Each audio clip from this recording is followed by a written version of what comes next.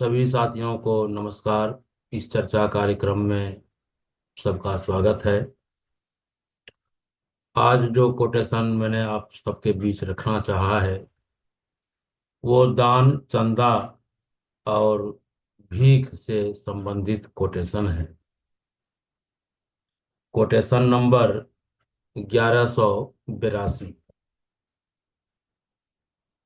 कुपात्र को दिया गया दान दाता के लिए घातक होता है। बिना सोचे समझे दान देने की अपेक्षा दान ना देना अच्छा है। वर्तमान सामाजिक परिस्थितियों में दान, चंदा और भीख के मामले में भावना की तुलना में बुद्धि का अधिक उपयोग करना चाहिए। यह 3 वाक्य से पूरा कोटेशन बना है। कुपात्र को दिया गया दान दाता के लिए घातक होता है। इसे एक गहन चिंतन के बाद निष्कर्ष मान सकते हैं। बिना सोचे समझे दान देने की अपेक्षा दान ना देना अच्छा है। ये वक्ता के अनुभव से जोड़ा जा सकता है कि उनका अनुभव है, उन्हें ज्ञान है कि बिना सोचे समझे बोलते भी हैं कि बिना विचारे जो करे सो पाछे पछताए। यदि हमने दान दे दिया और सोचा नहीं कि किस पात्र को हम दान कर रहे हैं तो पश्चाताप के अलावा दूसरा कोई विकल्प भी नहीं है। और यह सबके लिए है कि यह बात स्वीकारनी चाहिए, माननी चाहिए कि वर्तमान की जो सामाजिक परिस्थितियां हैं उन परिस्थितियों में दान, चंदा और भीख के मामले में भावना की तुलना में बुद्धि का उपयोग करना चाहिए। तो इसमें मैं तीनों का समावेश देख रहा हूँ। सिद्धांत भी है, अपना अनुभव भी है और अन्य के लिए शिक्षाप्रद यह कोटेशन भी है। कुपात्र को दिया गया दान, हम इस विषय पर पहले चर्चा करेंगे कि दाता के लिए घातक कैसे होता है, या दान हम किस आधार पर निर्णय करें कि हमारा किया हुआ दान वह सफल है, सार्थक है, या दान निरर्थक है। यदि सदपात्र है, वह सत्कर्म में अपने प्राप्त धन को लगा रहा है, दाता ने जिस भाव से, कर्तव्य भाव से प्रेरित होकर दान किया है, तो दाता के कर्तव्य भाव को यदि दान ग्रहण करता, वह अंगीकार कर लेता है, वह हूबहू उसे उतारता है व्यवहार में कि यदि दाता ने किसी को गाय दान कर दी और दान प्राप्त कर्ता ने गाय की अच्छी देखरेख की, उसे अच्छा भरण पोषण दिया, रख रखाव किया, तब दाता का हृदय विदीर्ण नहीं होता है, दाता को कोई आघात नहीं पहुंचता है, उसे उल्टे खुशी मिलती है। लेकिन यदि दाता द्वारा दान किए गए गाय का दुरुपयोग होता है, उसका सही देखभाल नहीं होता है, या वह किसी तरीके से कसाई खाने में चला जाता है, तब दाता को तो बहुत जो है तकलीफ होती है। यानी जिससे दान दाता को आघात पहुंचने लगे, समझा जाए कि वह कुपात्र को दिया गया दान है। और दाता की भावनाओं के अनुरूप यदि प्राप्तकर्ता ने उसका उपयोग किया तो वह सदपात्र है।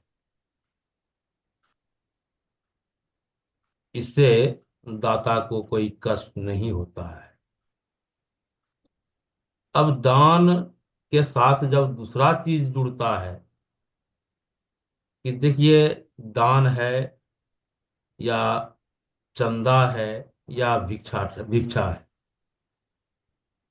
ये तीनों व्यवहार में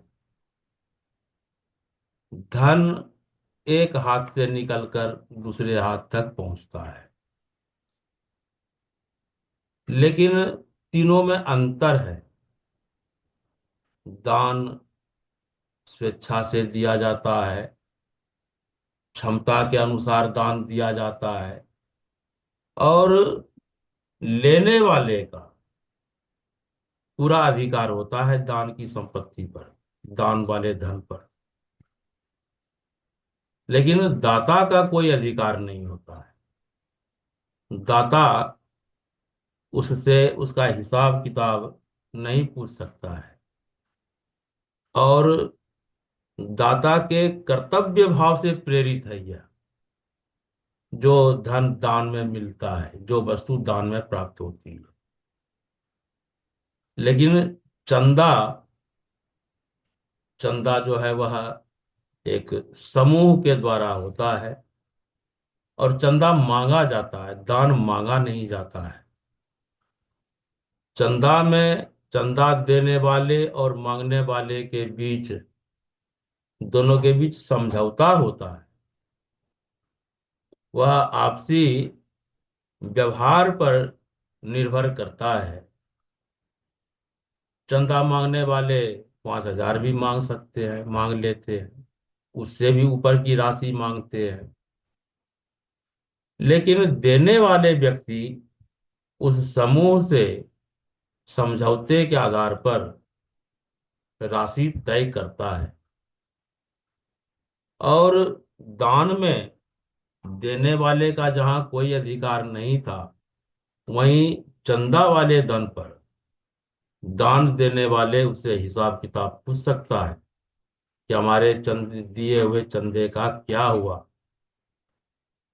वह नाराज होकर या असंतुष्ट होकर वापस भी मांग सकता है कि नहीं नहीं, मेरे इस काम के लिए मैंने चंदा नहीं दिया है, मैं इस कार्य में शरीक नहीं हूं।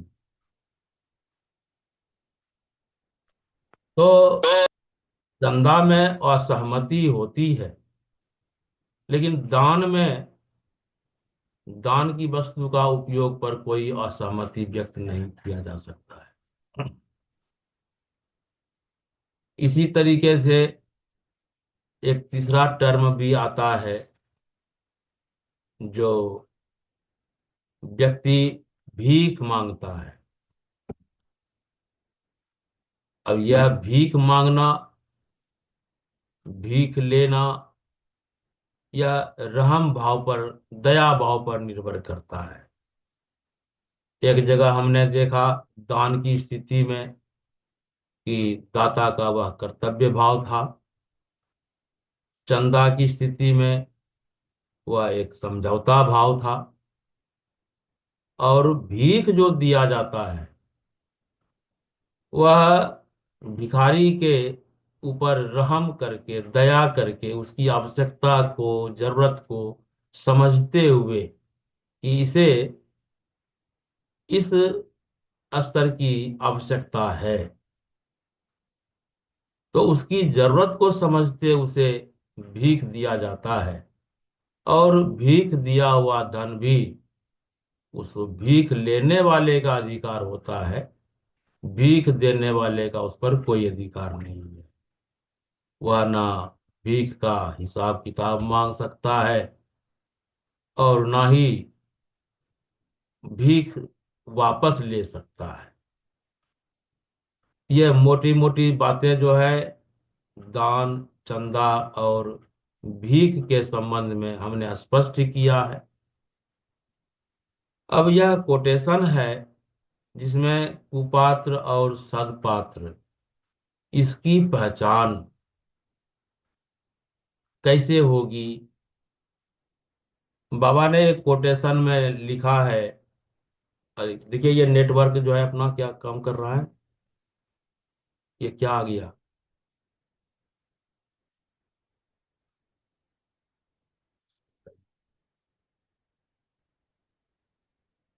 हाँ। तो वो कवि रहीम थे जिन्होंने एक दोहा लिखा था। रहीमन वे नर मर चुके, जे कछु मांगन जाही, उनते पहले वे मुए, जिन मुख निकसत नाही। उन्होंने करीब बिहारी लाल और रसखान के समय में रहीम कवि भी हुए थे, करीब 400-500 साल पहले। और समाज की परिस्थिति को देखते हुए उन्होंने यह कविता लिखा था, दोहा लिखा था कि वे नर मर चुके जे कछु मांगन जाही। यानी भिक्षाटन करना जो है, भीख मांगना, अपने को पहले मार लेना है। लेकिन उनसे पहले वे ही मर जाते हैं जिनके मुख से भिखारियों के लिए भी ना निकलता है। भिखारियों को भी वह ना कह देते हैं। मैंने बहुत दिनों के बाद, बहुत वर्षों के बाद समझा है कि बाबा ने जो भिक्षाटन के बारे में, भिखारियों के बारे में, या इस प्रवृत्ति के बारे में कहा है, वो सही कहा है।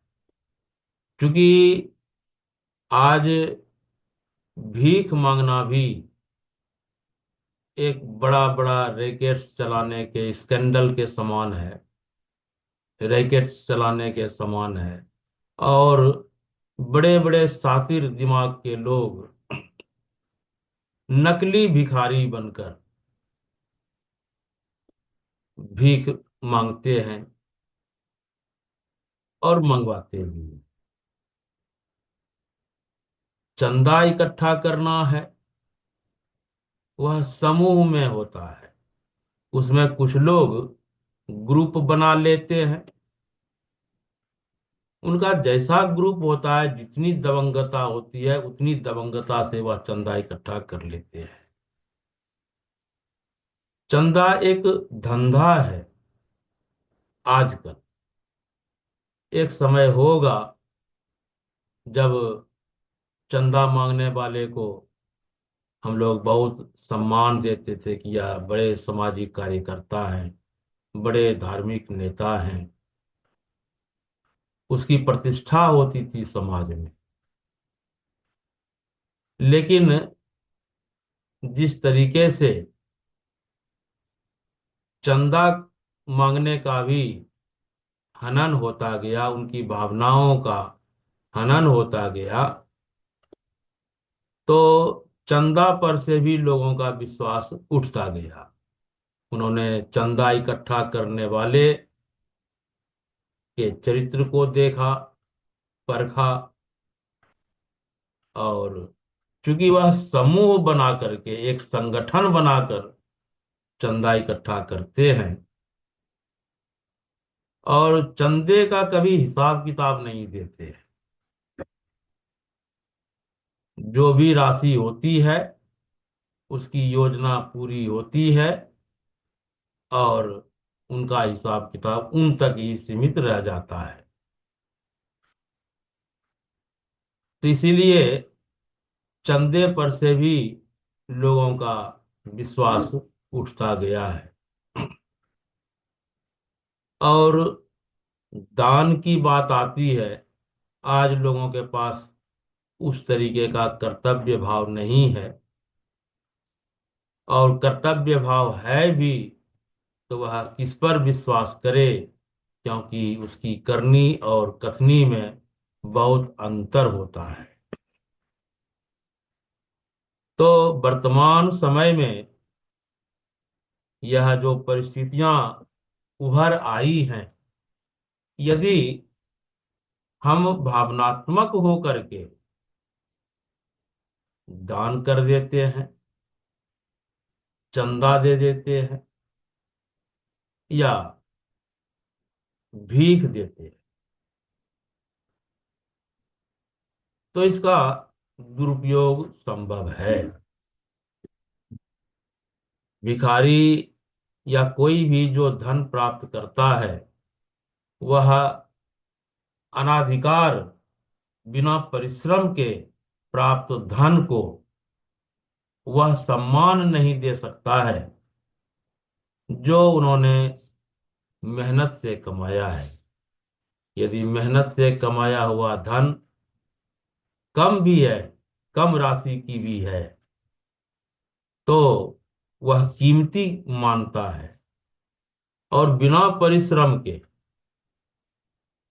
जो प्राप्त धन है उसकी वह कीमत नहीं रह जाती है। ये सामान्यतः हर मनुष्य में यह वृत्ति पाई जाती है। उसका मनोदशा, उसकी मनोदशा ऐसी बनी हुई है कि वर्तमान समय में वह कुछ भी प्राप्त करता है और उसमें यदि उसका श्रम नहीं है, या श्रम की अपेक्षा बहुत अधिक उन्होंने प्राप्त कर लिया है, कि दिन भर चंदा करना है तो दिन भर की मजदूरी उसकी 500 रुपये मान ली जाए, लेकिन यदि उसने 50,000 रुपया चंदा कर लिया है, तो भाई उस धन का दुरुपयोग होगा ही होगा, और उसके मन में कुवासना जगेगी। फिर और भी इसमें बहुत सारे कोटेशंस हैं जो ठीक इसी से रिलेट करते हैं, लेकिन वर्तमान जो कोटेशन है आपके सामने, इसमें इन सभी बातों का समावेश हो गया है। यह हड़ताल, यह चंदा का धंधा, ये सब नियंत्रित होना ही चाहिए। आज जिस तरीके से संगठन बना बनाकर लोग सरकार तक को ब्लैकमेल कर रहे हैं, समाज को ब्लैकमेल करना, भ्रम में डालना उनके लिए बहुत आसान है। इसलिए हम लोगों को भावनात्मक स्तर से उठकर बौद्धिक स्तर पर पहुंचना ही चाहिए, समझदारी के स्तर पर आना ही चाहिए। सोच समझकर हमने जो काम किया है, तो वह सचमुच में अच्छे कर्म में समाहित होंगे, और बिना सोचे विचारे हमने जो कुछ भी किया है वह अच्छे कर्म नहीं हो सकते हैं, या अच्छे कर्म होने की उसकी कोई गारंटी नहीं हो सकती है। साथियों, मैंने अपनी बात रख दी है। आप लोग भी इस विषय पर अपनी अपनी बात रखें और इस चर्चा कार्यक्रम को आगे बढ़ाएं। जी धन्यवाद। इसमें एक बात और जोड़ दूं आपके सामने। जी बाबा। ये दान, चंदा और भीख, हाँ, इसके साथ एक शब्द और आता है, इस कोटेशन में नहीं है, हाँ। वो है टैक्स। टैक्स। इसमें नहीं है, लेकिन मैं आपको बताऊं, जी। ये वो तो मैं अपनी बात रखूंगा ही बाद में। जी। ये चारों का आपको मैं थोड़ा सा इतना ही बता दूं कि जो मार्गदर्शक अर्थात ब्राह्मण है, वो दान पर निर्भर करता है। जो रक्षक है, मतलब क्षत्रिय प्रवृत्ति, वो टैक्स पर निर्भर करता है। हम्म। जो वैश्य प्रवृत्ति के हैं, वो चंदा, वही लोग चंदा इकट्ठा कर सकते हैं, वैश्य प्रवृत्ति के लोग। शूद्र प्रवृत्ति के जो हैं वही भीख मांग सकते हैं। ये चारों वर्णों का अलग अलग क्लासिफिकेशन भी है। दान, चंदा, भीख और टैक्स, ये चारों एक एक वर्ण का के जिम्मे लगाया गया है। ये इसकी सीमाएं हैं। जी। ये आपको और मैं मोटी बात बता दिया। चलिए, आप अनेक प्रश्न आपके मन में पैदा होंगे और आप अपनी बात रखिए, तो आगे फिर और चर्चा होगी ही।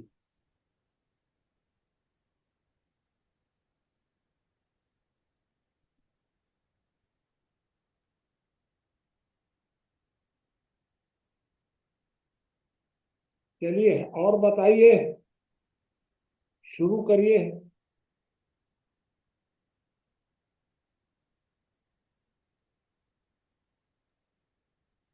हेलो। हाँ, बताइए। मेरा तो ये मानना है कि अभी तो ये विवरण धान के बारे में दे रहे हैं, लेकिन ये दयानंद जी ने इसको अकल पर भी लागू किया था। इसीलिए दयानंद जी सामाजिक मूवमेंट बहुत अच्छा कर पाए। वो कहते थे अपात्र के बीच में भाषण देने से कोई फायदा नहीं। इससे तो अच्छा है उससे उतनी देर तुम मेडिटेशन करो। जो योग्य आदमी ने अयोग्य के बीच में, तो दान में वाग दान भी तो मना करते हैं दयानंद जी। तो मैं सोचा कि इसका मेंशन कर दूं। मैं बोल रहे थे ये तभी लग रहा था हमको कि ये बात बोलना चाहिए, फिर कोई बोल नहीं रहा था तो मैं सोचा कि मेंशन कर ही देता हूँ।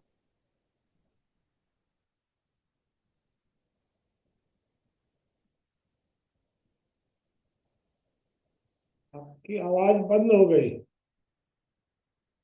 चलिए और बताइए कोई।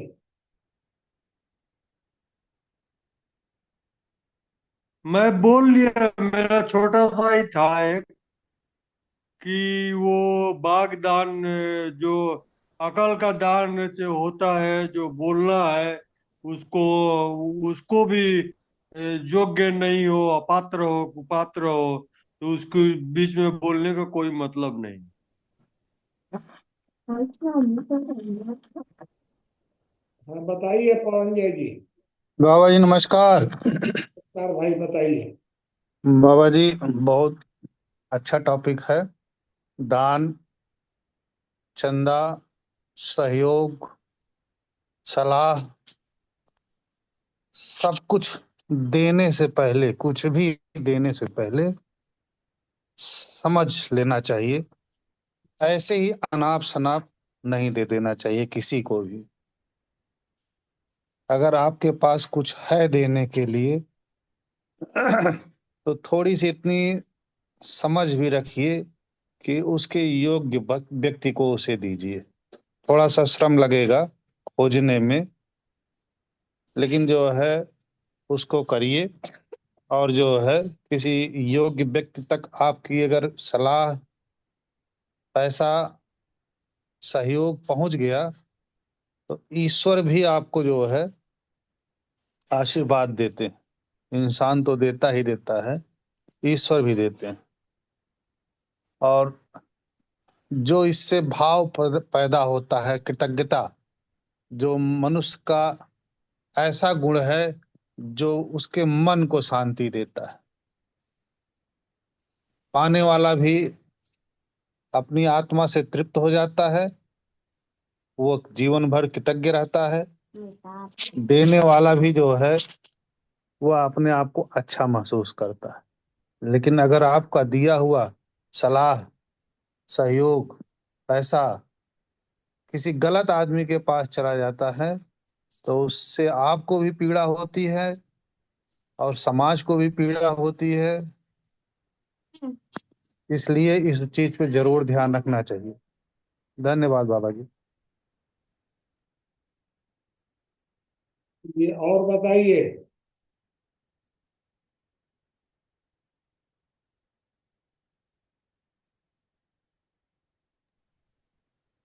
और कोई साथी अपनी बात रखें। पूरे 118 कोटेशन जिसमें 13 कोटेशन है, पूरा को आप बोल सकते हैं, कोई दिक्कत नहीं है। पूरे में से आप देख करके उसमें से एक अभी रखा गया है, लेकिन आप और भी ऊपर नीचे बोल सकते हैं कोई क्या। साथी जी, मुझे जो है वो चंदा, टैक्स और भीख, इन तीनों में जो एक कॉमन चीज दिखाई देती है कि ये तीनों मांगे जाते हैं, और इन तीनों से अलग दिखाई देता है दान, जो मांगा नहीं जाता है, स्वेच्छा से दिया जाता है। हम्म। तो ये तीन एक तरफ हैं और दान एक तरफ है। एक शब्द आता है भीख, तो मैं भीख और भिक्षा, इन दोनों में भी थोड़ा सा अंतर समझने का प्रयास करता हूँ। बात पात्र और कुपात्र की आई, तो भिक्षा हमारे यहाँ पात्र को दी जाती है, और भीख जो है वह कुपात्र पात्र किसी के लिए भी हो सकता है। मैं कभी कभी विचार करता हूँ कि प्राचीन समय में जो गुरुकुलों में बच्चे पढ़ते थे, उनमें ऐसे बच्चे भी थे जो बहुत गरीब थे, और ऐसे बच्चे भी थे जो राजा के बच्चे थे। चाहते तो घर पर ट्यूटर बुला लेते, लेकिन वो गुरुकुल जाते थे, और उनकी जीवन पद्धति ऐसी थी कि वो जाने के बाद वहां भिक्षा मांग करके अपना भोजन करते थे। तो प्रश्न यहाँ खड़ा होता है कि भाई, शासक के बच्चे को भिक्षा मांगने की क्या जरूरत है? क्या उसके घर से पैसा रुपया नहीं आ सकता है? या भगवान श्री राम भी गुरुकुल गए तो भिक्षा मांगकर ही भोजन कर सकते थे? तब मैं यह देखता हूँ कि उस समय एक परंपरा थी कि सन्यासी जो होता है हमारे यहाँ, जब कोई सन्यास ग्रहण करता है, तो यह नियम है कि सन्यासी को पहले भिक्षा मांगनी पड़ती है, और वो पहली भिक्षा अपनी माता से ही मांगता है। लेकिन भीख का ऐसा कोई प्रावधान नहीं है। भिक्षा में मैं यह भी देखता हूँ कुछ नियम बंधे हुए थे। जैसे सन्यासी जो भिक्षा मांगकर भोजन करता है, तो वह अग्नि का स्पर्श नहीं करता है। इसी तरह से उसके लिए नियम बन जाता है कि वह 5 ही परिवार तक जो है भिक्षा मांग सकता है। उसके अलावा जो भिक्षा मांगता है, तो उस भिक्षा के बदले में वह समाज का उपकार करता है, न कि सिर्फ भोजन करता है और भिक्षा ले और उससे घर के या व्यक्तिगत समृद्धि करे। जबकि भीख को हम भिखारी की तरफ देखते हैं कि भीख मांगने वाले की कोई पात्रता नहीं है, कोई आवश्यक नहीं है कि वह गुरुकुल का छात्र हो, या कोई सन्यास की परंपरा को ग्रहण कर रहा हो, या उसके लिए कोई नियम नहीं है कि वह 5 घर ही मांगेगा। यह भी बाध्यता नहीं है कि वह उस भीख के बदले समाज का कल्याण करेगा भी कि नहीं करेगा। तो वह केवल और केवल भौतिक आवश्यकताओं की पूर्ति के लिए, शारीरिक आवश्यकताओं की पूर्ति के लिए, या फिर यह कह सकते हैं कि वह आवश्यकता से अधिक भी मांगता है। लेकिन भिक्षा का यह नियम भी है कि भिक्षा आप एक आवश्यकता से अधिक नहीं मांग सकते हैं। उसका मूल उद्देश्य केवल और केवल जो है शरीर का निर्वहन होता है। तो मैं तो भीख और भिक्षा में भी जो है वो देखता हूँ कि बड़ा अंतर है। हमारी जो प्राचीन परंपरा है, या फिर जो हमारे यहाँ शंकराचार्य भी बनते हैं, तो बिना भिक्षा मांगे वो बनते ही नहीं है। तो हमारे यहाँ भिक्षा को बड़े जो है सम्मानित दृष्टिकोण से देखा गया है, और भीख को बहुत हेय दृष्टिकोण से देखा जाता है। ये दोनों में मुझे अंतर लगता है। जी, धन्यवाद। नहीं ब्रजेश जी, आपने सही बताया है। इसलिए बार बार मेरे मुंह से भी भिक्षा निकल जाता था इस पर बोलते बोलते। हम लोगों ने भी जो है एसपीटी किया है, स्पिरिचुअल एंड फिजिकल टेस्ट, जिसमें कोई हमारा स्पिरिचुअल मिशन है। तो स्पिरिचुअल मिशन के लिए जब हम अपने आप को डोनेट कर लेते हैं, समाज कल्याण के लिए अपने आप को हम डोनेट करते हैं, तो एक ट्रेनिंग लेना पड़ता है। उसमें भिक्षाटन की ट्रेनिंग भी हमारी समाहित होती है, जो 7 दिनों की ट्रेनिंग होती है। अनेक गुरुकुलों में अलग अलग तरीके का है। और वो 5 घरों में ही मांगना है, फल फ्रूट के दुकान पर नहीं जाना है, अपने पर संयम रखना है। बहुत सारी बातें हैं वो। आपने सही कहा है। ठीक, धन्यवाद। और बताइए, अभी तो हेलो। सब बाबा जी, बचे। एक हाँ एक चीज बताइए। मैं और ऐड करना चाहूंगा, भूल गया था मैं, हाँ हाँ। तो मैं बता देना चाहता हूँ। इस्कॉन के लोग बाबा जी हमको मिल जाते थे चौराहे पे, किताब देते थे और पैसा मांगते थे। तो एक दिन हमने एक साधु से जो है, जो इस्कॉन के थे, उनसे पूछा कि महाराज जी आप लोग पढ़े लिखे हैं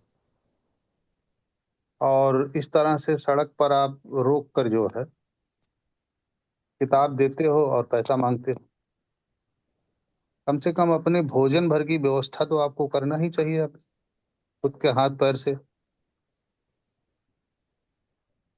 तो उन्होंने कहा कि ठीक बात है, अब आप से तो अभी तक मैं पैसा मांग रहा था, लेकिन अब मैं थोड़ा सा समय भी मांगूंगा। तो अगर आप समय दीजिए तो मैं इस चीज को बताऊं। तो मैंने कहा ठीक है महाराज जी। तो हम किनारे खड़े हुए तो उन्होंने कहा कि देखिए, साधु जन का आचरण जो है समाज स्वीकार करता है। हम जैसा आचरण करते हैं उसका दशांश एकांश समाज स्वीकार करता है। हम समाज हमारे अनुयायी होते, तो हम ईश्वर के भरोसे रहते। तो हम पैसा मांगते हैं, हमारे कमाने का अधिकार हमको नहीं है। तो ईश्वर के भरोसे रहते हैं, इसमें आपको दिक्कत है? हमने कहा हाँ बाबा जी दिक्कत है, हम ये चाहते हैं कि हर इंसान को जो है कमा के खाना चाहिए। तो उन्होंने कहा ठीक है, लेकिन क्या आप चाहेंगे कि आपका बेटा जो है वो कमा के खाए? आपकी पत्नी जो है आपके भरोसे न रहे?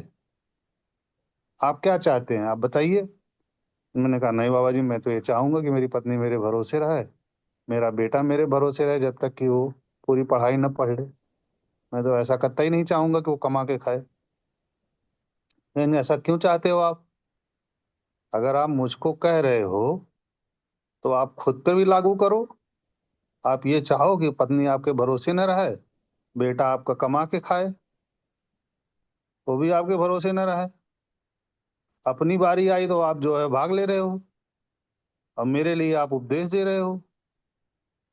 मैंने कहा महाराज जी, आ, मैं निरुत्तर हो रहा हूँ यहाँ पर। उन्होंने कहा ठीक है, उत्तर खोजिएगा और ये मेरा कांटेक्ट नंबर है, हमें फिर बताइएगा। तो ऐसा संस्मरण हुआ बाबा, इस पे विचार करके कुछ बताइएगा। धन्यवाद। चलिए, और लोग बताइए भाई। हेलो। हाँ बताइए। हाँ, प्रणाम भाभी। देखिए, जो दान होता है, दान, ब्रजेश भैया ने अभी बताया, वो भारतीय परिप्रेक्ष्य में बताया, मतलब हमारे भारत में दान का क्या है। तो दान एक महान, एक परंपरा भी है और एक महान, बहुत बड़ा शब्द है।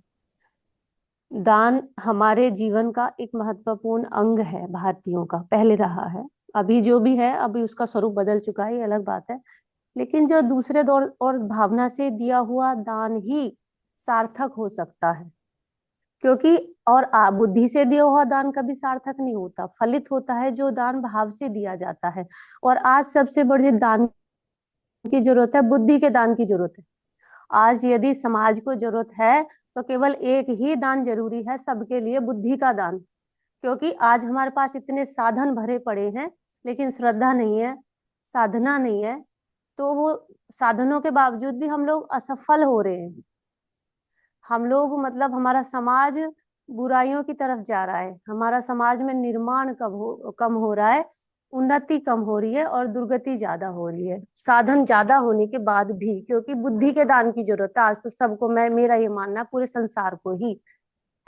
और दूसरी बात, जो शब्द भिक्षा और ये भीख और ये जो दूसरा एक टैक्स, ये, इन दोनों ही शब्दों का हमारे भारत से कोई लेना देना नहीं है। भीख जो शब्द है अंग्रेजों का दिया हुआ, एक जो बैगर होता है, बैगरी जो परंपरा है, वो बैगरी वहां से आया और हमारे समाज शास्त्र में हमको पढ़ा दिया गया जोड़ के, बैगरी, भीख मांगना इज ए सोशल, मतलब एक सामाजिक बुराई है, ऑफेंस है। तो ये हमको पढ़ाया गया और जोड़ दिया गया, हमारे एक समाज की परिभाषा में लागू हो गया। और टैक्स, हमारे जो अपने राजा हुआ करते थे मुगलों से पहले, मुस्लिम शासकों से पहले और अंग्रेजों के शासन से पहले, वहां कोई टैक्स का कोई सिस्टम नहीं था। राजा तो प्रजा के हित के लिए जीता था। तो ये दोनों ही शब्दों का हमारे उससे कोई लेना देना नहीं है। हमारे देश में तो ये था बाबा जी कि यदि हमने सुना है और कुछ कुछ मैंने देखा है, थोड़ा बहुत, मतलब 5% तो 1-2% देखा ही होगा मैंने बचपन में, और पढ़ा भी है। एक परस्पर सहयोग हुआ करता था समाज में। लोग एक दूसरे के घर से, हमने अपनी नानी से सुना, दादी से सुना है कि आग तक भी लेते थे, एक दूसरे के चूल्हे से आग लेते थे। उसके चूल्हे में आगे हमें आग जलानी है तो हम आग ले रहे हैं, उसके पास जो है, हमारे पास सरसों हुई है खेत में तो हम बाजार नहीं जाएंगे खरीदने के लिए। हम तो भीख नाम की चीज तो हमारे देश में थी नहीं। और हमारे यहाँ रही बात, यदि कोई व्यक्ति जरूरतमंद है, कोई किसी मुसीबत में फंसा है, किसी के पास भोजन नहीं है, रात बिताने के लिए घर नहीं है, तो अतिथि देवो भव की परंपरा हमारे देश में रही है। और दधीची ऋषि से लेके हम अपने इतिहास में जाएंगे प्राचीन काल में, राजा मोर ध्वज, एक कबूतर, और इतने सारे मतलब रहे प्रमाण हरिश्चंद्र का रहा है कि उन्होंने मानव के ताकि उद्धार के लिए और एक कबूतर के प्राण की रक्षा के लिए अपने बेटे तक को काट डाला, की रक्षा के लिए चीर डाला बेटों को। इतना बड़ा हमारा पन्ना धाय का इतिहास हमको पढ़ना पड़ेगा। तो हमारा जो दान जो है ना, दान केवल पैसे का देना ही नहीं होता है। दान, ये भी लिखा हुआ है कि दान, एक शब्द आया है आज के कोटेशन में कि दान देना घातक हो सकता है। तो मैं ये बताना चाहती हूँ कि दान देना केवल कुपात्र को, यदि मैंने दान दिया है, केवल घातक ही नहीं है, वो दोष भी लगता है। और दोष लगता है, उस वो दोष हम मुझे भोगना भी पड़ेगा यदि मेरा दिया हुआ दान कहीं गलत चला गया। तो ये शास्त्रों में बातें लिखी गई हैं। आचार्य चाणक्य जी ने भी लिखा हुआ है, कुपात्र को दान और अश्रद्धालु को ज्ञान, ये दोनों ही, मूर्ख को शिष्य कभी उपदेश नहीं देना चाहिए।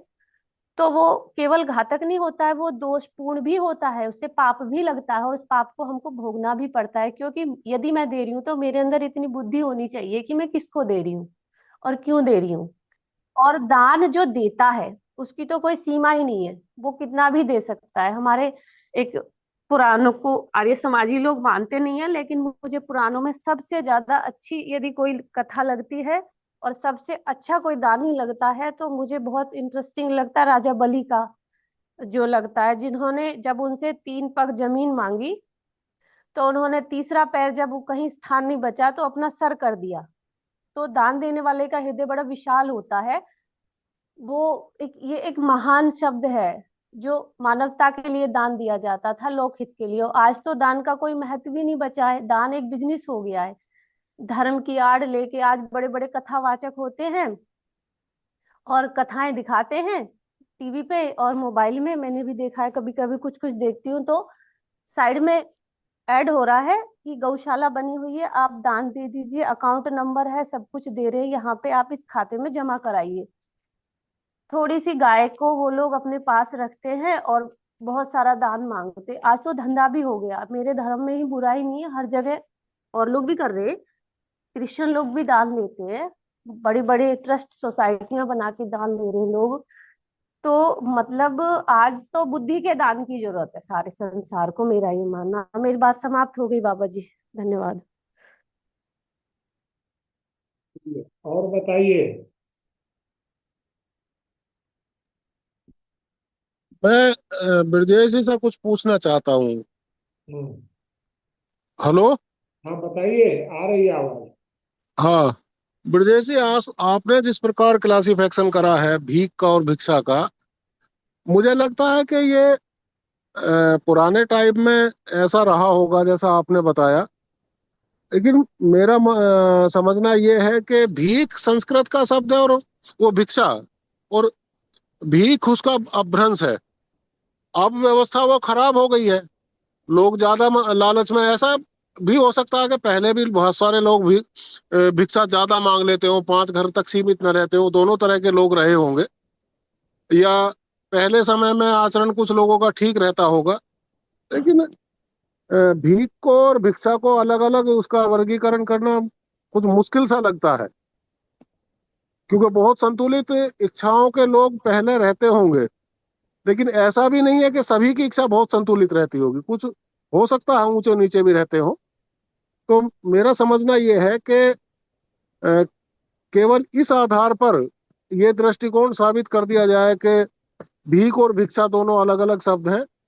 ये बहुत सारे ऐसे शब्द हैं जो पुराने टाइम में जिनका संस्कृत में अर्थ कुछ और निकलता था, वही शब्द उनका ही रूपांतर होकर हमने वक्त बीतने के साथ स्वीकार कर लिए हैं। ऐसी कुछ स्थिति बनी रहती है। अनेक लोग पहले भी ज्यादा घरों में भीख मांग लेते होंगे, और अनेक लोग अब भी ऐसे अनुशासित हैं जिनसे काम चल गया, बस आज के लिए मेरा ये पर्याप्त हो गया, अब कल का कल ईश्वर देखेगा। तो ऐसी कुछ स्थिति भी रही होगी, और आज भी ऐसा मिल भीख जाता है, मेरा इतना कहना था। भीख और भिक्षा, भिक्षा जो है तत्सम का शब्द है। हम्म। ये भीख जो है पाली से का शब्द है, बुद्धकालीन शब्द है भीख। हम्म। पाली का शब्द है, हाँ, दोनों का तत्सम। भाव एक ही है। तत्सम मूल हो गया, और ये तद्भाव हाँ हो गया, दोनों का, इसमें क्या बात है। हाँ ये दोनों का और लोग भाव एक ही बताइए। है, एक ही भाई चीज। तत्सम और तो ये बहुत तद्भाव हो गया, ऐसा ही तो मैं कह रहा हूँ। ठीक है, हाँ बहुत हाँ। चलिए और लोग बताइए इस पूरे विषय पर।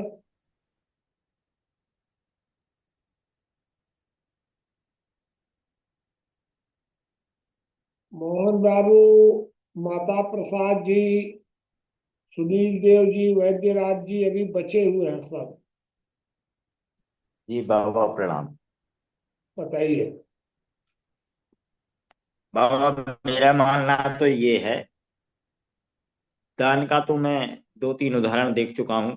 बाबा हमारे जिस समय थे तो उन्होंने लगभग 15 साल समाज से दान करवाया। अयोध्या में आज पीली कोठी नाम से मंदिर है, और वो उनकी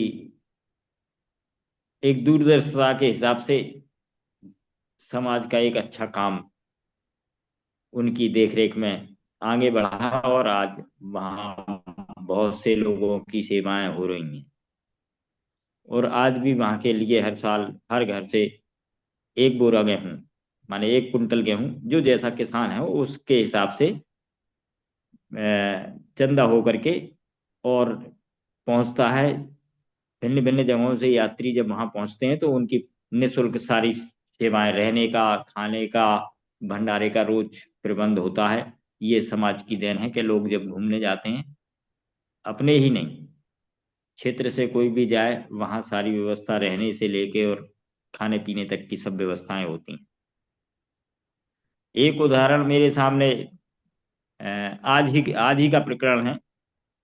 एक महिला कैंसर से पीड़ित थी, उसने कुछ निवेदन किया कि भाई साहब कुछ मदद की आवश्यकता है। तो 7100 रुपये आज हमने उसको इकट्ठा करके हमारे साथियों से सभी से उसको 7100 रुपये दिए। मैंने इलाज कराओ, और आगे आवश्यकता पड़ेगी तो और विचार करेंगे। ये सहयोग हुआ, और वो सहयोग दान के रूप में, ये सहयोग अपना समाज के लिए।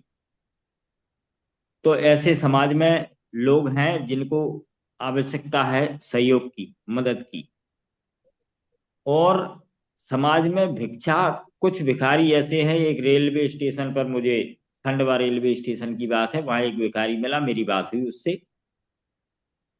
बैठ करके मैंने उसे चाय पिलाई और बात की। तो वो शारीरिक रूप से सक्षम नहीं थे, पैरालिसिस का अटैक हुआ था। तो उन्होंने अपनी हकीकत बताई कि सब चीजें हैं, लेकिन अब हम कमाने में सक्षम नहीं हैं, तो अपना खंडवा से और इटारसी के बीच में हम ट्रेन में बैठते हैं, हमारी रोजी रोटी इससे चल जाती है। बस इतना ही है, मुझे ज्यादा की आवश्यकता नहीं है। ठीक है, दोनों मियाँ बीवी उससे अपना जीविका का निर्वहन कर रहे, ये भी ठीक है।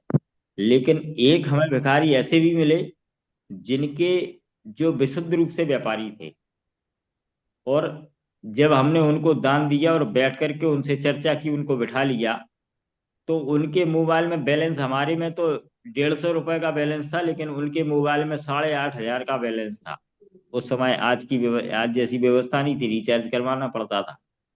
तो मैंने कहा ये तो भैया बहुत अंतर हो गया। मैंने कहा हम दान करता है और हमारी मोबाइल में 150 का बैलेंस है, माने हमारी जेब में इतने पैसे नहीं है, अकाउंट में भी इतने पैसे नहीं है जितना तुम्हारी मोबाइल में रिचार्ज है। तीसरी बात आती है कि जो हमारे कुटुंबीजन है, क्योंकि वहां भी स्थिति एक जैसी नहीं रहती है सबकी। कुछ लोग ज्यादा कमाते हैं, कुछ लोग कम कमाते हैं, और परिस्थितियां भी सबकी एक जैसी नहीं रहती हैं। वहां उन्हें मदद की आवश्यकता होती है। तो हम घर पर आए हुए कहते हैं कि भिखारी को भी वापस नहीं भेजते हैं।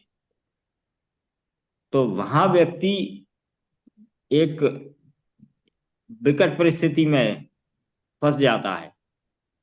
क्या करे वो? पहले परिवार की मदद करे, या किसी संत की मदद करे, या फिर घर के दरवाजे पर आए हुए व्यक्ति जो भी भिखारी है, वे अमूमन तो थोड़ा बहुत आधा पाव, पाव भर, आधा किलो, 1 किलो अनाज दे दिया उसको, उससे चल जाता है। लेकिन कई भिखारी ऐसे होते हैं जो केवल पैसा लेते हैं घर पे आकर। ऐसा भी एक बार मेरे साथ हुआ कि मैं आटा लेकर के गया और उसने लिया नहीं। तो मैंने बाबा फिर सीधा लट उठाया। मैंने कहा आज के बाद अगर हमारी गली में दिख भी गया तो मैंने कहा मारूंगा मैं। भाई शारीरिक रूप से आप सक्षम है तो आप अपनी रोजी रोटी कमाइए। भीख मांगने का काम किसी दूसरे को, जिसके पास कोई डिसेबिलिटी हो, जो किसी प्रकार से सक्षम ना हो, दान तो उसे ही देना चाहिए। माने भिक्षा उसे देना चाहिए जो शारीरिक रूप से सक्षम ना हो। सहयोग उनका करना चाहिए जो पहले तो कुटुंबीजन हो, अपने अपने मित्रगण हो, अपने समाज में हो, या फिर कोई आपसे याचना करे कि हमारे साथ परिस्थिति ऐसी है, अब आपका मुझे सहयोग की आवश्यकता है। तो आप जो भी सहयोग कर सकते हैं, 2, 10, 5 अनाज का कर सकें, पैसे का कर सकें, जिस प्रकार का भी कर सकें, या अपने संबंधों का कर सकें। कई बार लोग न्याय के लिए याचक होते हैं, न्याय की प्रार्थना करते हैं, उन्हें न्याय नहीं मिलता, और अगर हम सक्षम हैं तो हमें सिस्टम से न्याय दिलाने में भी उनकी मदद करना चाहिए। ये समाज का आज की डेट में सबसे ज्यादा तो आवश्यकता केवल उन्हें इस बात की है कि उन्हें न्याय मिल जाए। बहुत लोग हैं, जैसे ही आज का एक जो प्रकरण है सिंघानिया जी का, पढ़ा मैंने, तो वो बहुत दुखद घटना है, और समाज को न्याय की सख्त आवश्यकता है। ऐसे लोग हमारे प्रतिभाशाली लड़के, नौजवान हैं, साथी हैं, जो निहायत परिवार की ये गफलत में फंस करके और बहुत बड़ी बुराई का मतलब अपने जीवन तक को उत्सर्ग करने के लिए बाध्य हो रहे हैं, मजबूर हो रहे हैं। ये हमें रोकने की बहुत परम आवश्यकता है आज की डेट। तो बाबा ये बहुत विचारणीय विषय है। समाज बहुत दयनीय स्थिति में है, बहुत लोगों को आवश्यकता है, सबके साथ परिस्थितियां एक जैसी नहीं है। तो बाबा इस पर विचार करके, और विचार करना चाहिए, और आगे कदम कोई ना कोई उचित कदम उठाना चाहिए। बस मेरी बात पूरी हुई। चलिए और बताइए, किसी को कुछ? हाँ मुनि जी, हाँ बताइए। तुलसी या संसार में 5 रतन है सार, संत मिलन और हर भजन, दान दया उपकार।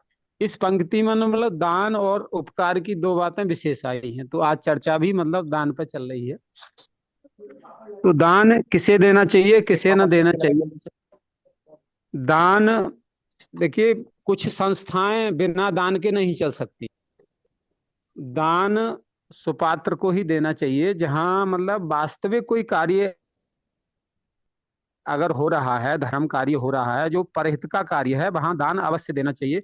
जो भी भारत में संस्था हैं, चाहे गौशालाएं हैं, गुरुकुल हैं, आश्रम हैं, सभी मतलब सहयोग और दान से ही चल रहे हैं।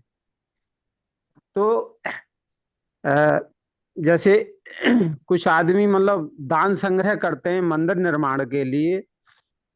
तो मेरे हिसाब से जो मंदिर का निर्माण का मतलब दान संग्रह करते हैं, वो तो उसका तो कोई सार्थक रिजल्ट निकलता नहीं। अगर कहीं गौशाला है, गायों की गौशाला में दान करते हैं, वो सार्थक है। क्योंकि गाय जो है एक मतलब हमारी सबकी आस्था का वो है, मतलब प्रतीक है, गौ माता है जिसकी भगवान कृष्ण ने सेवा करी। और हमारे ऋषि मुनि भी भारत के सेवा करते आए हैं गायों की। तो ऐसी गौशालाओं में भी दान देना चाहिए, और आज भी भारत के लोग दान देते हैं गौशालाओं में, गुरुकुलों में। गुरुकुल एक ऐसी संस्था है भारत की, चाहे वो आर्य समाज की हो या अन्य किसी संस्था के, जो गुरुकुल चल रहे हैं भारत में, वहाँ गरीब अमीर सभी बच्चे पढ़ते हैं। कुछ गुरुकुलों में तो हमने प्रत्यक्ष देखा है कि बड़े बड़े धनाढ्य लोग आते हैं और गरीब बच्चों से, मतलब अध्यापकों से, आचार्यों से पूछते हैं कि अगर कोई गरीब विद्यार्थी है तो उसका पूरा, मतलब जो भी खर्चा होगा मासिक वार्षिक, हम देते रहेंगे।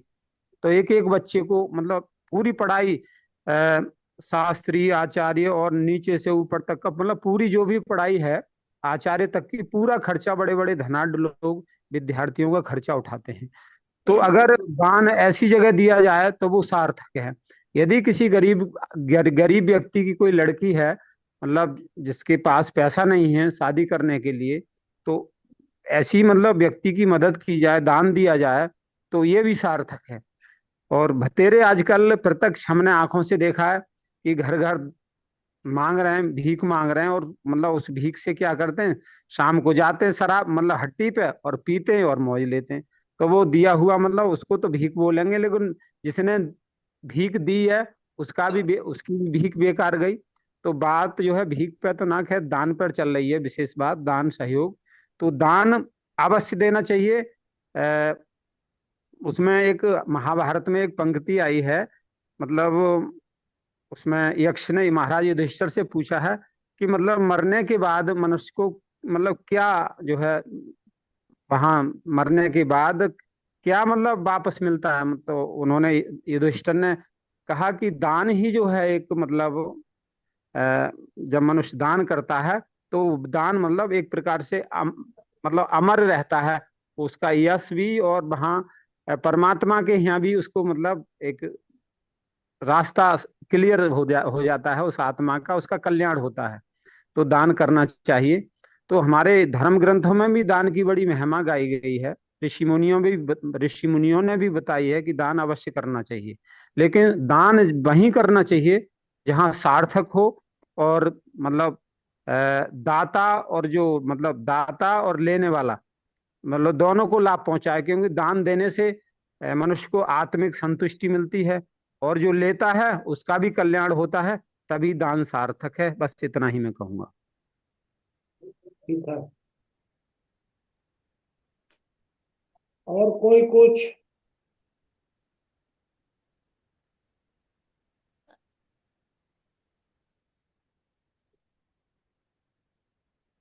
देखिए, मैं आपको थोड़ा सा बताऊं। एक बात आप लोगों ने उठाई कि दान की प्रवृत्ति लोगों में घट रही है। यह बात सही है। कारण क्या है? पुराने जमाने में सरकारें अपनी जरूरत के हिसाब से टैक्स लेती थी। बाकी सारा जो समाज का खर्चा था वो समाज उठाता था। और समाज कैसे उठाता था? वही था, दान। दान पर ही संस्थाएं चलती थी हमेशा। अब आजकल सरकार जरूरत के हिसाब से टैक्स नहीं लेती है। अधिकतम टैक्स वसूल करती है और उसके हिसाब से वो जरूरत खोजती है। अगर हम सारा पैसा भी सरकार को दे दें तो उसके पास तो कम ही रहेगा, क्योंकि वो तो उसी मुताबिक खर्चा करेंगे। तो लोगों की दान की प्रवृत्ति घट रही है। अब दूसरी बात ये आती है कि भारत में बड़ी मात्रा में जितना सरकार को टैक्स मिलता है उससे कुछ ज्यादा टैक्स की चोरी होती है। ये बात भी सही है। और यह बात भी सही है कि जितनी टैक्स की चोरी होती है भारत में, उससे कई गुना अधिक लोग दान दे देते हैं। अब एक तरफ आप ये सोचेंगे कि दान की प्रवृत्ति घट रही है, और दूसरी तरफ कि बड़ी मात्रा में मंदिरों में या अन्य स्थानों पर कुछ ऐसी संस्थाएं भी हैं। मेरे हिसाब से संघ का अधिकांश खर्चा दान पर चलता है। बड़ी मात्रा में लोग, आर्य समाज का भी करीब करीब दान पर ही चलता है। तो ये लोगों में दान देने की प्रवृत्ति तो है, यह बात भी सही है। घट रही है, यह बात भी सही है, क्योंकि सरकार इतना ज्यादा टैक्स ले रही है। लेकिन इसके बाद भी अभी दान देने की प्रवृत्ति है। ये बात जो आपको ताती जी ने भी बताई कि दान जो दिया जाता है, दान देने के बाद आपका उस पर कोई अधिकार नहीं रहता है। आप उसका हिसाब नहीं पूछ सकते हैं उससे, क्योंकि आपने स्वेच्छा से दान दिया है। मान लीजिए कि मैंने किसी व्यक्ति को भावना में आकर के पाकिट में 100 रुपया था, 100 रुपया उसको दे दिया, और घर जाने के लिए 1 रुपया चाहिए हमको, कि हमको रिक्शा भाड़ा के लिए चाहिए। तो हम 1 रुपया उससे मांग नहीं सकते, हमने उसको दे दिया दान। अब 1 रुपया मांगना है तो या तो हम उससे भीख मांगेंगे या अपनी जरूरत बताएंगे, लेकिन हमारा अधिकार नहीं है उसके ऊपर उस 1 रुपये पर। ये है दान। चंदा जो है वो आदर्श स्थिति में चंदा मांगा नहीं जाता है। आदर्श स्थिति में चंदा कलेक्ट किया जाता है। कलेक्ट किससे किया जाता है? जिन लोगों ने उसको चंदा कलेक्ट करने का अधिकार दिया है, उनसे। चंदा ऐसा नहीं है कि अगर मान लीजिए आपको रामानुजगंज में दुर्गा पूजा करानी है, दुर्गा पूजा अगर करानी है तो आप या तो आप अपनी संस्था वाले इकट्ठा करिए, या अगर रामानुजगंज के लोगों ने मिलकर आपको कहा है तो आप रामानुजगंज के लोगों से मांग सकते हैं, लेकिन आप बाहर के लोगों से नहीं मांगना चाहिए। बुरी आदत है। आजकल तो गाड़ी रोक रोक करके लूटपाट तरीके होती है। ये चंदा के नाम पर, इसीलिए कहीं लिखा हुआ है हमारी किताब में, चंदा मांग रहा हर बंदा, बना लिया है धंधा। मैंने बहुत चंदों का एक तरह से रिसर्च, चंदा पर रिसर्च किया है, और करीब 95% चंदा मांगने वाले घपला करते हैं, हिसाब देंगे ही नहीं कभी भी। मैं अच्छी अच्छी संस्थाओं का आपको बता सकता हूँ, अच्छी संस्थाओं का, सब घपला करने में पकड़ा गए, रिकॉर्ड है सबका। ये मैं आपको बता रहा हूं कि जो चंदा है वो चंदा कलेक्शन है, चंदा दान नहीं है। और चंदे का हिसाब दाता मांग सकता है आपसे। आप अगर आप ज्यादा ही परेशान हैं हिसाब देने में, उसका चंदा वापस कर दीजिए, या तो हिसाब बता दीजिए कि खर्चा हो गया। लेकिन चंदा पर दाता का खर्च होते तक अधिकार है, दान पर कोई अधिकार नहीं है। इसी तरह भीख, भीख पर दाता का कोई अधिकार नहीं होता है। और भीख का हिसाब नहीं मांगा जा सकता है। ये जरूर आप सब लोगों ने जो चर्चा की, तो भीख को आपने बहुत ठीक ढंग से क्लियर किया कि भीख तो अपनी दैनिक आवश्यकता तक भीख सीमित होती है।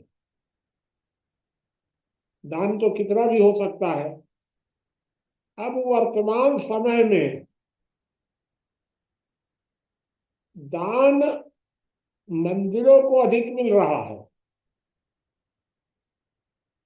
साधु संतों को उतना नहीं मिल रहा है। क्यों?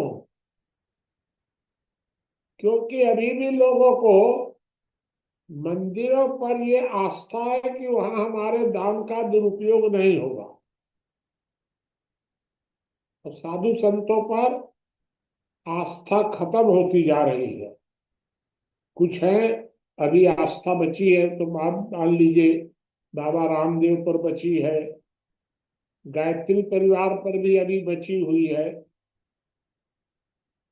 आस्था बची हुई है, लोग दान देते हैं।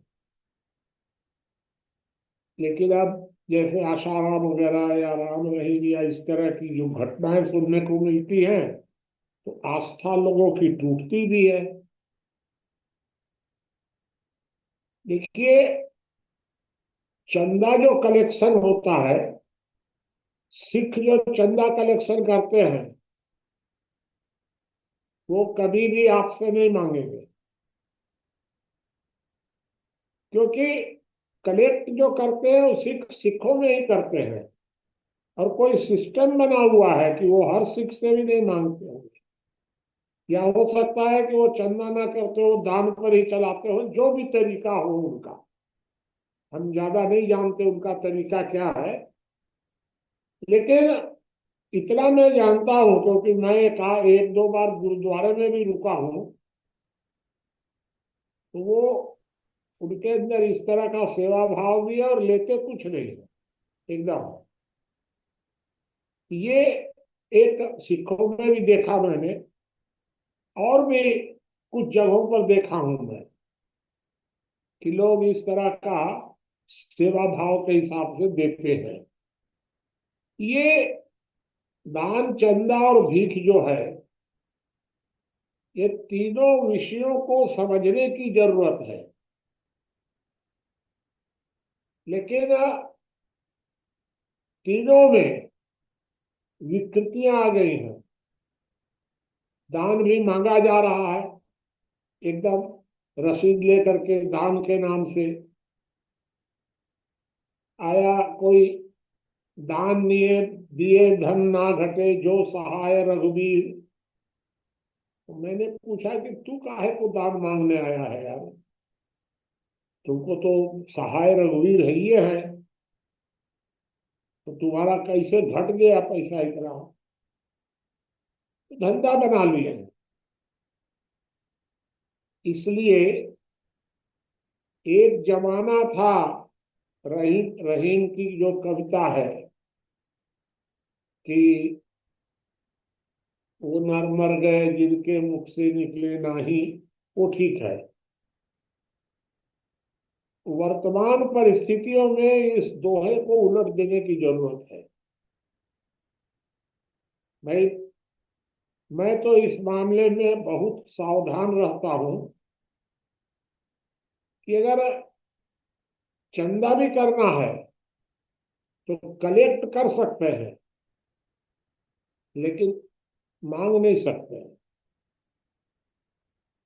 अपने पूरे जीवन में मैंने चंदा दिया भी नहीं और लिया भी नहीं, पूरे जीवन में, और कोई कमी भी नहीं रही।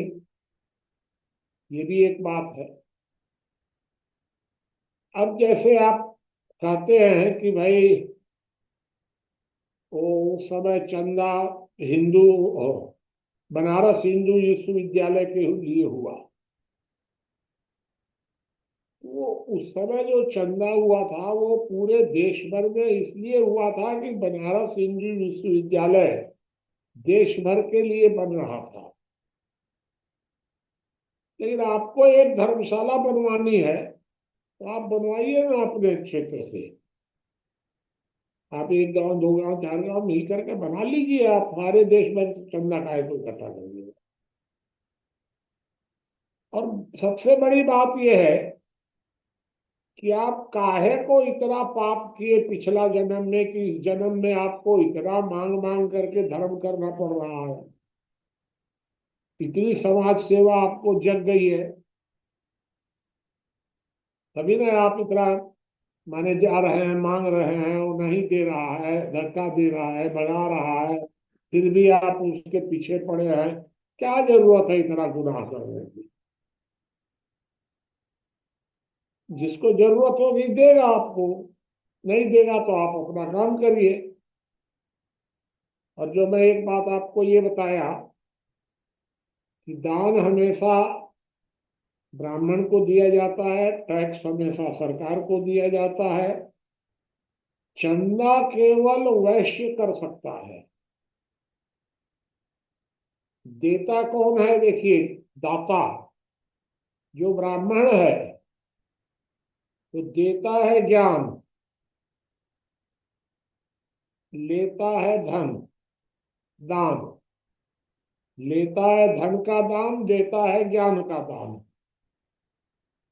जो क्षत्रिय है वो लेता है धन का टैक्स, देता है सुरक्षा का दान। जो वैश्य है वो लेता है ज्ञान और देता है धन। और जो शूद्र है वो लेता है धन और देता है सेवा। चारों दान देते हैं। वो भी जो है वो सेवा, तो वो दान ही है उसके तरफ से, तो एक तरफ से, क्योंकि वो तो भीख मांगता है बेचारा, श्रम करता है, भीख मांगता है। शूद्र को तो केवल भिक्षा ही दिया गया है। वो भी जीवन यापन के लिए अगर अक्षम है तब, अगर सक्षम है तब तो फिर कोई भीख मांगेगा ही नहीं, वो मेहनत करेगा। ये सबका अलग अलग स्वरूप बना हुआ है। मैंने आपको अब एक बात आपको ये बताया, ये जो मतदान है, वो मतदान शब्द गलत है। हम वोट जो देते हैं वो दान नहीं देते हैं उसको। वोट जो देते हैं वो देने वाले का अधिकार है, और लेने वाले के पास अमानत है। वोट उसका अधिकार नहीं है। हम जो उसको पावर देते हैं, वोट के माध्यम से हम उसको क्या देते हैं? वोट के माध्यम से हम उसको अपना पावर देते हैं। तो वह पावर उसकी अमानत है उसके पास, हमारी। तो वोट तो चंदा है, कलेक्शन है। दान कैसे हो गया वो? दान कह करके उन लोगों ने धोखा दिया हम लोगों को, मतदान कह करके कि हम दान दे दिए, अब हमारा कुछ नहीं है, सब उसी का हो गया। और वो राजनीतिक दल मतदान को दान समझते भी है कि हमको दान दिया गया है, जबकि वो दान नहीं है। क्योंकि मैं आपको एक दिन बताया था कि भारत में कोई भी उम्मीदवार, चाहे संसद का हो, विधानसभा का हो, या पंच सरपंच का हो, उसको चुनाव लड़ने का अधिकार ही नहीं है। उसको चुनाव लड़ने का तभी अधिकार है जब कोई प्रस्ताव करेगा, और नहीं तो नहीं, उसका नॉमिनेशन खारिज हो जाएगा। तो कोई वो लड़ ही नहीं सकता है इधर, क्योंकि वह मतदान नहीं है, वो मत संग्रह है। और हमने उसको मत दिया है, वो हमारी अमानत है उसके पास, समाज की। ये मैं एक लाइन और जोड़ दिया आपको। अब आप आगे अपनी बात और बताइए, कुछ पूछिए, क्या बताइए? प्रणाम बाबा। अपना नाम है बताइए। सभी साथियों को नमस्कार। देखिए, जहां धर्म ग्रंथों की बात आती है, जो बात आपने अभी कही थी वर्ण व्यवस्था की। पहली बात तो ये है कि वर्ण व्यवस्था इस समय जो गुणवाचक है वो समाप्त सी है। ऐसी स्थिति में दान, भीख और चंदा, इन तीनों के लिए एक शब्द धर्म ग्रंथों में आया है, त्रयो धर्म स्कंदः। अर्थात ये तीन जो हैं वो धर्म के स्वरूप हैं। अब इसको हम समझें कि शास्त्र ने क्यों कहा, तो प्रश्न बन जाता है। तब यहाँ कहा कि दान संस्थाओं के लिए दिया जाता है, जो समाज के अग्रणी रूप में समाज को आगे बढ़ाने के लिए उसकी शिक्षा दीक्षा, उसकी व्यवस्था, गुण, अर्थात जो गुण है उनके, उसको निर्धारण करने के लिए, उसको परिपक्व बनाने के लिए। तब इसमें कहा कि दान जो है जो जाकर के दे, और शब्द आया है देवो दानादवा, अर्थात दानदाता को देवता कहा गया है। और भीख की जहां बात आती है तो भीख के लिए कहा गया कि भीख जो है कमजोर लोगों के लिए और कमजोरी के लिए, ये दोनों शब्द प्रयोग हुए हैं। कमजोर मतलब ये है कि वो किसी तरह से शारीरिक रूप से कमजोर है, व्यक्तिगत रूप से उसका हाथ पैर नहीं है, आंख नहीं है, या कोई अन्य उसके शरीर की ऐसी क्षति है जो श्रम नहीं कर पा रहा है, तो वहां ये शब्द जोड़ा गया। दूसरा जो शब्द दिया गया वो दिया आंतरिक, जैसे कि थोड़ा ब्रजेश जी ने कहा था, भिक्षा। सामाजिक जो हमारा मर्दन होता है, अर्थात जो हमारे अंदर अहम होता है, उसको कम करने के लिए इसकी व्यवस्था भी गुरुकुलीय पद्धति में बनाई गई थी। और आज भी कुछ जगह है, जैसे जैनियों में देखिए और इन लोगों में देखिए, तो आज भी वो व्यवस्था है। और शंकराचार्य आदि का उसका यही है कि हमारे अंदर जो मान है उसका हम जो है वो थोड़ा सा भिक्षाटन करके हमारा मान मर्दन हो। चंदा समाज व्यवस्था के लिए बताया गया। जैसे ये मैं सहमत हूं इससे, यदि देश के लिए कोई कार्य हो रहा है सामाजिक स्तर से, तो देश के स्तर पर आप चंदा कर लीजिए।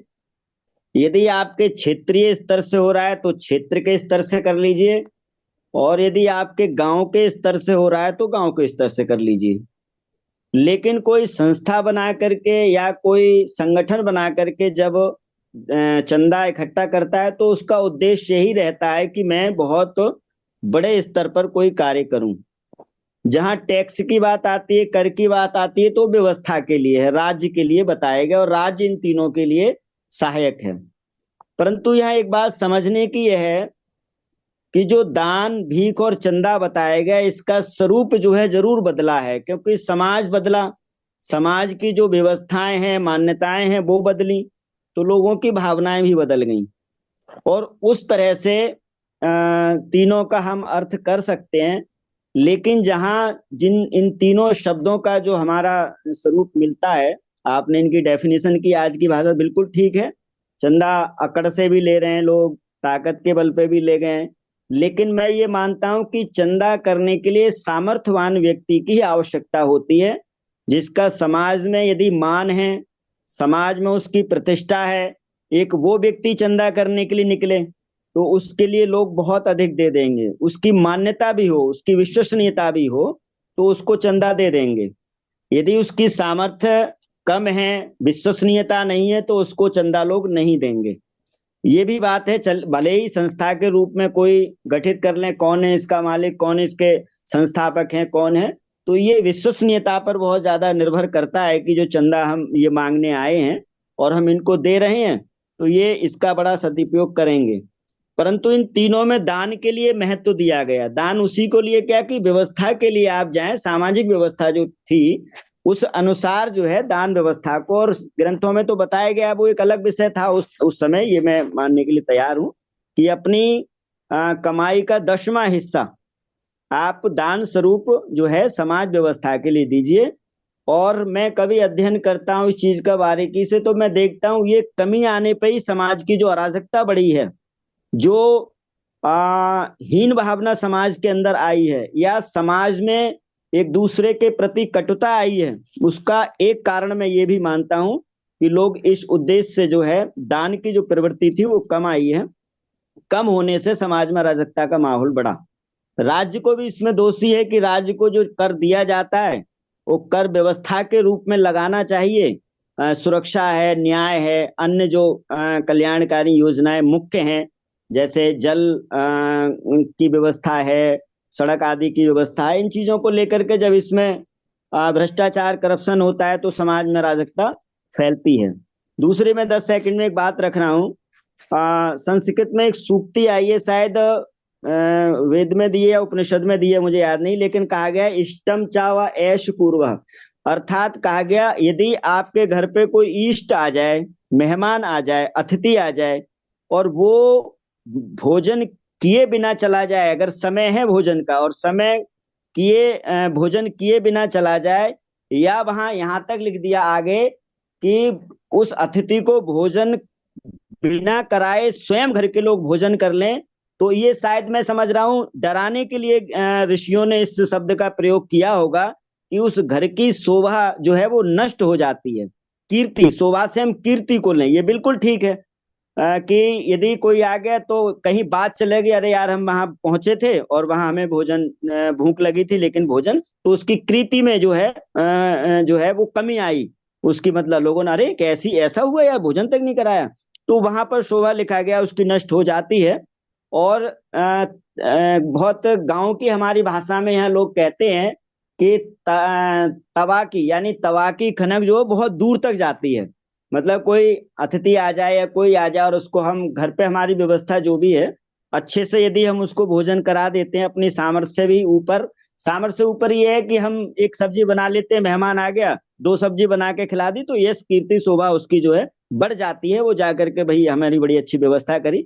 और जागृत तो उदाहरण हुआ करते थे हमारे नाई, जो है विवाहों में जाते थे चिट्ठी लेकर के, तो वहां पर उनके लिए जो है वो कपड़ा वगैरह और बड़ा अच्छे से पैसा कुछ वस्तु दान की जाती थी, और वो बेटी वाले के यहाँ आके कहते कि साहब जो बेटी को बेटा देखा है, वर देखा है, तो वो बड़े अच्छे लोग हैं मतलब, और उन्होंने हमारे लिए 500 रुपए दिए या 100 रुपए दिए, कपड़े भी दिए, कुछ पदार्थ भी दिए, तो वो पूरे गांव में कीर्ति फैला देता है कि फलाने के जो रिश्तेदार हैं, दामाद या जो मतलब देख के आए हैं। तो इन सब का बहाव जो है एक रहा है, लेकिन मैं ये मानने को तैयार हूं कि इस समय जो स्थिति परिस्थिति है, मना वह मनुष्य का बदला है, इसलिए इन तीनों की जो है अलग अलग प्राथमिकताएं हो गई, अलग अलग लोगों ने अपने अपने स्तर से इनको प्रयोग करना शुरू कर दिया, और दान के रूप में भी स्वयं के भोग करने लगे संस्थाओं में, भीख व्यापार बन गया, चंदा जो है वो एक तरह से कलेक्ट करने का संगठन अपनी सामर्थ्य को बढ़ाने के लिए लोग प्रयोग करने लगे। लेकिन जहाँ धर्म स्कंधों की बात है, धर्म ग्रंथों की बात है, तो वहाँ त्रयो धर्म स्कंधा लिख करके आया, यानी धर्म के 3 स्कंध हैं, 3 पद हैं, 3 पैर हैं, यहाँ लिख करके ये आया है। जी धन्यवाद। देखिए, इस कोटेशन का मुख्य जो है भाग, तो ये है कि कुपात्र को दिया गया दान, इसका मतलब ये है कि दान दाता को या बहुत गंभीरता से ध्यान देना चाहिए कि हम जो दान दे रहे हैं वह दान ठीक जगह दे रहे हैं या इसका दुरुपयोग हो सकता है। आज आप ये विचार करिए कि मैं गया था अयोध्या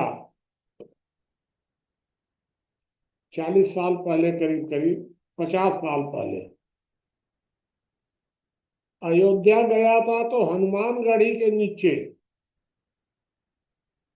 जितने वहां रहते थे साधु संत,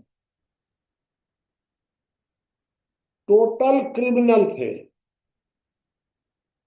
100%, बड़े बड़े अपराधी उसके नीचे साधु संत थे सब। और हनुमानगढ़ी में ऊपर में जो मंदिर था, उस मंदिर का पुजारी कभी धार्मिक या माने सामाजिक तरीके से नहीं बदला गया, या तो उसकी हत्या हुई, या अगर हत्या से बचना है तो दो भाग कर दिए, अच्छा आधा तू ले लो आधा तुम ले लो, ऊपर के मंदिर का कभी दो भाग कर दिए, कभी तीन भाग कर दिए, इस तरह कर दिए। ये मैं देखा हूँ। नहीं, ठीक बात बात बात है बाबा जी। है।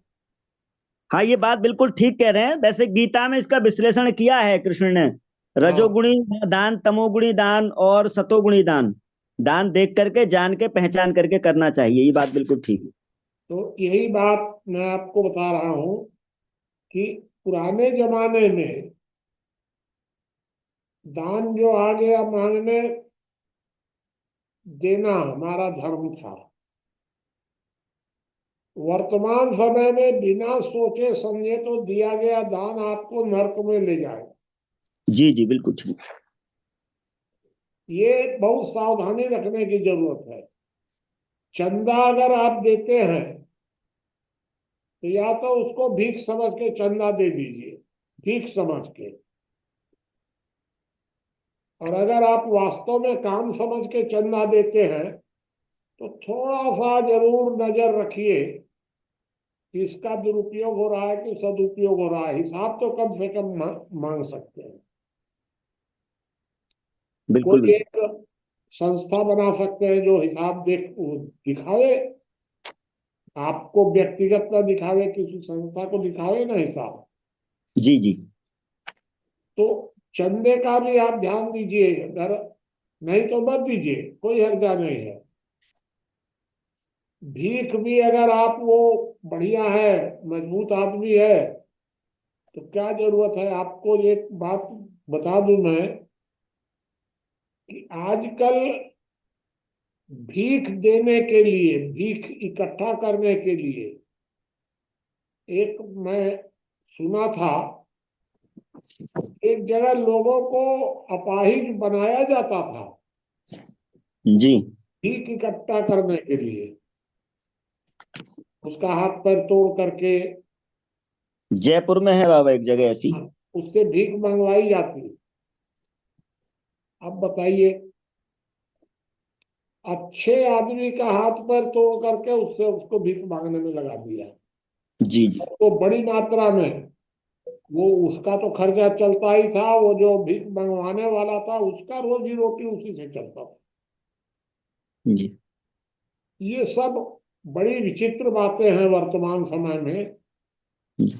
और इसलिए बड़ी सावधानी पूर्वक हम लोग को ये दान, चंदा और भीख, इन सब को समझना चाहिए। और टैक्स का तो आप कुछ कर ही नहीं सकते हैं। उनके पास सेना है, पुलिस है, कानून है, संविधान है।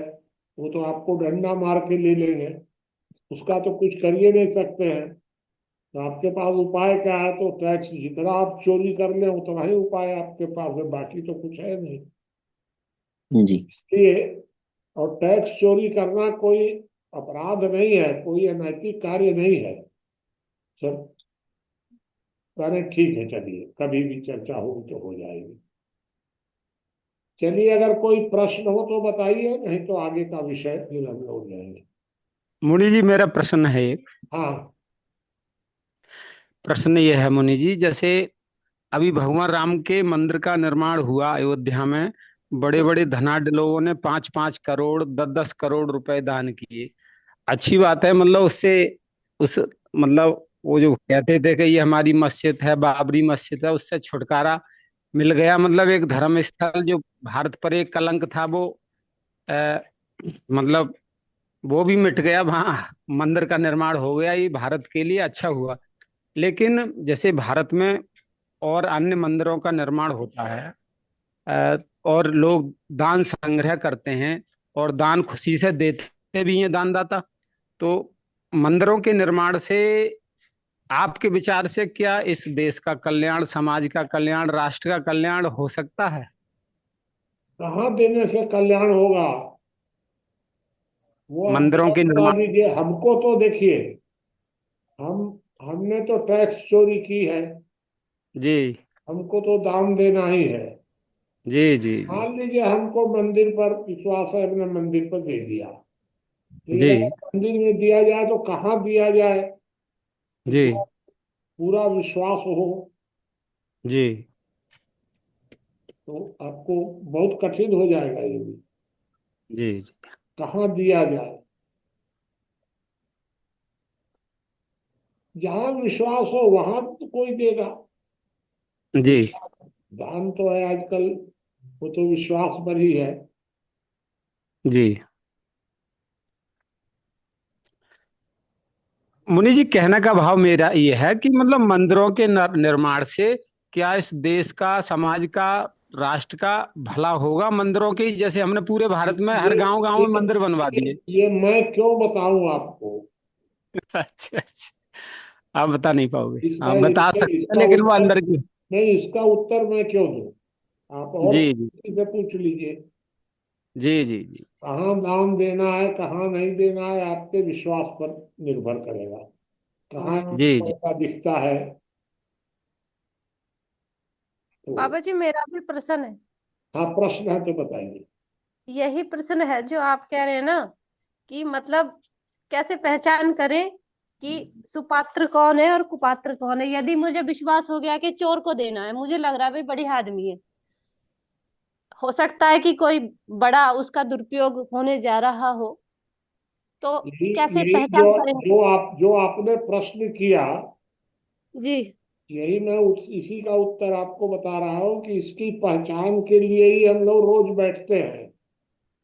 क्योंकि शरीफ आदमी है, पहचान नहीं सकता है, और धूर्त को तो पहचानना ही नहीं है। ये पहचानने का जो कार्य है ये केवल समझदार आदमी ही कर सकता है। जी, तो समझदारी सीखनी पड़ेगी, और तो क्या उपाय है इसके लिए? तो हम ये लोग बात यही कर रहे हैं ये बैठ बात कर। तो सही है। हम्म। और जी कोई उपाय नहीं है इसका। जी। और किसी का कोई कोई बात हो तो बताइए, नहीं तो अगला विषय। चलिए ताती जी, आप विषय जी बताइए बाबा, आगे। कल का विषय रहेगा सत्य, असत्य और भ्रम से संबंधित एक विषय है। कोटेशन क्रमांक है आपका? 116। हाँ, 116। जी। 116 मतलब 1160 से लेकर के 65 66 तक है शायद, हम्म, 67 तक है। जी जी। 1160 से तो 5 7 कोटेशन होंगे इसमें। कोई एक कोटेशन उसी में से डाल देंगे ताती जी। 1160 से 1167 तक के हाँ, है। 1167 तक है। ये सातों को मिलाकर हम लोग बोल सकते हैं। बोल सकते हैं। कल हमारा यही विषय रहेगा। सत्य और असत्य, जी। यही है ना? जी हाँ, सत्य, असत्य और भ्रम। हाँ, और उसको कोटेशन दे देंगे। ठीक है, तो आज की चर्चा को समाप्त करें। जी हाँ, आज की चर्चा को हम लोग यहीं समाप्त करते हैं। कल फिर पूर्व में कहे हुए कोटेशन के आधार पर हम लोग अपनी चर्चा को आगे बढ़ाएंगे। इस कार्यक्रम में जुड़ने के लिए सभी साथियों का बहुत बहुत आभार, धन्यवाद। सभी साथियों को शुभ रात्रि।